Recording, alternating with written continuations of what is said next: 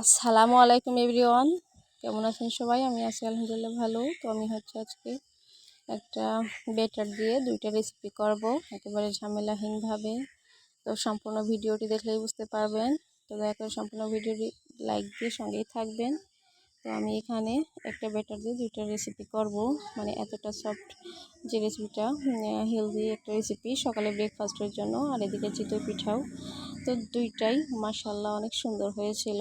তো কীভাবে নফেল চিতই পিঠা এবং এই ব্রেকফাস্টের জন্য এই রেসিপিটা করেছিলাম, তো সম্পূর্ণ ভিডিওটি দেখতে থাকুন।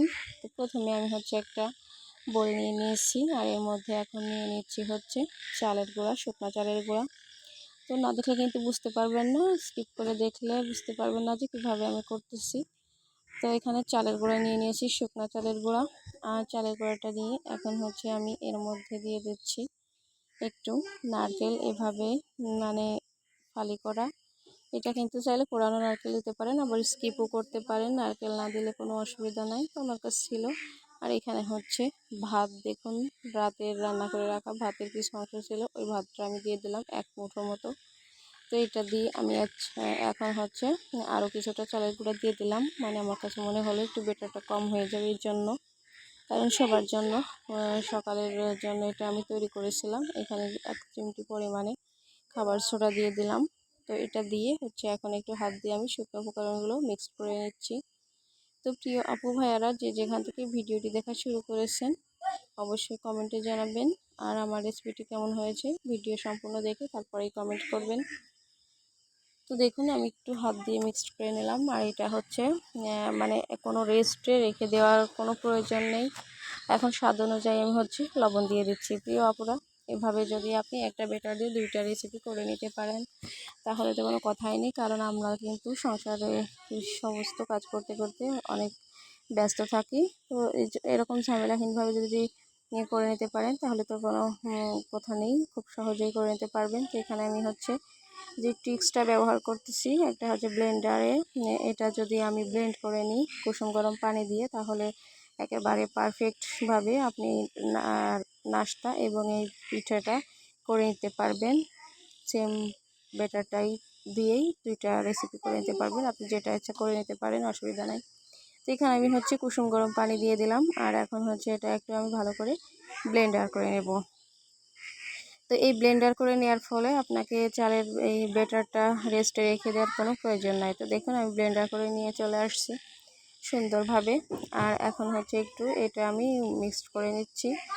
তো এটা আমি একেবারে সাথে সাথেই এই যে ঢেলে নিচ্ছি, কোনো দেরি করিনি।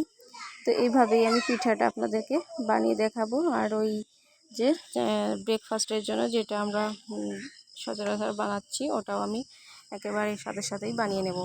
তো দেখুন আমি এটা একটু মানে আমার যেরকমের পিঠাটা করলে মানে ভালো হবে সেভাবে আমি বেটারটা করেছি। একবার সুন্দর মতো পারফেক্ট একটা বেটার হয়েছে। আর এখন চলে আসছি চুলাতে, একটা কড়াই নিয়ে নিয়েছি, লোহার কড়াই। কড়াইটা নিয়ে আমি এখন আমার যে মজার রেসিপিটা করব, প্রথমে আমি সেটা করে আপনাদেরকে দেখাবো। তো প্রিয় আপুরা, আপনারা কি কেমন হয়েছে আমার রেসিপিটি অবশ্যই জানাবেন। যদি আপনাকে মানে আপনাদের কাছে যদি সহজে ভালো লাগে তাহলে একবার হলে ট্রাই করবেন। তো যারা না পারেন চিতই পিঠা বানাতে, তারাও কিন্তু এই সেম প্রসেসটা ফলো করে একেবারে সুন্দর করে বানিয়ে নিতে পারবেন। তো আমি প্রথমে একটা চামচ বেটার দিয়ে এইভাবে সুন্দর করে একটু ঘুরিয়ে ঘুরিয়ে দেখুন নিয়ে নিচ্ছি। আর এটা নেওয়ার ফলে ভালোভাবে আমি একটু ঢাকনা দিয়ে ঢেকে রেখে দিচ্ছি কয়েক সেকেন্ড, মাত্র 30 সেকেন্ডের মতো। এটা রাখলেই হয়ে যাবে। দেখুন হয়ে গেছে। আর সাইড দিয়ে কিন্তু একটু উঠে উঠে আসছে, মনে হচ্ছে যে মানে কি বলবো, এত সুন্দরভাবে হয়ে গেছে, না বানালে বিশ্বাসই করতে পারবেন না এত সুন্দরভাবে বানিয়ে নেওয়া যায়।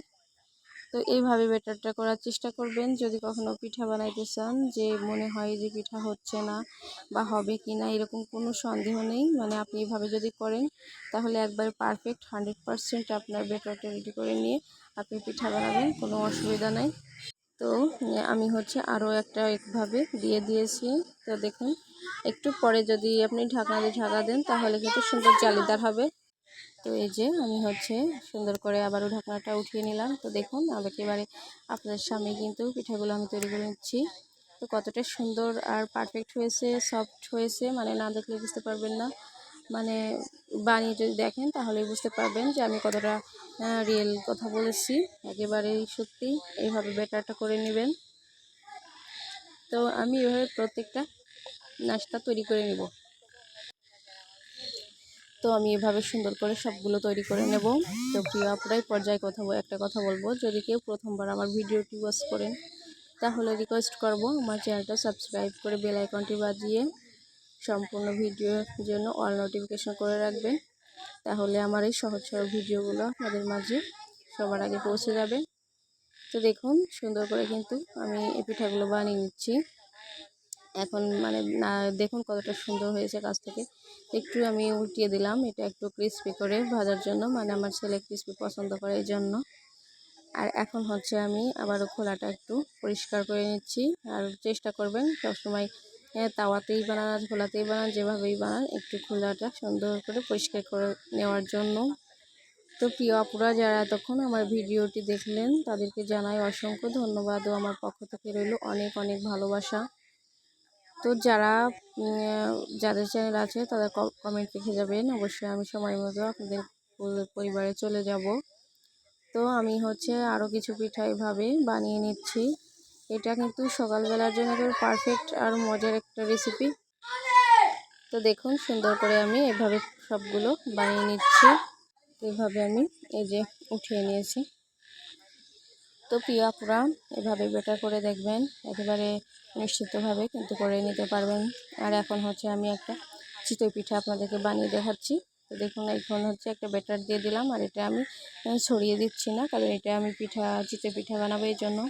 তো দেখুন আমি সুন্দর করে ঢাকনা দিয়ে ঢেকে রেখেছিলাম, আর আমার তার উপর রোদ আসছিল এই জন্য হচ্ছে বোঝা যাচ্ছিল না আলোর কারণে। তো এখন আমি একটু উঠিয়ে দেখাচ্ছি কতটা সুন্দর হয়েছে আমার পিঠাগুলো, মাশাআল্লাহ। খেতেও কিন্তু অনেক ভালো হয়েছিল, আর পিঠাটার ভিতরে অনেক জালিদার ছিল। তো আমার এই পিঠার রেসিপিটি এবং নাস্তার রেসিপিটি কেমন লেগেছে অবশ্যই কমেন্টে জানাবেন। আর যদি কখনো এইভাবে না করে থাকেন তাহলে করে দেখবেন। যারা চিতই পিঠা বানাইতে ফেল করেন তাহলে তাদের জন্য এটাই পারফেক্ট আর বেস্ট একটা অপশন।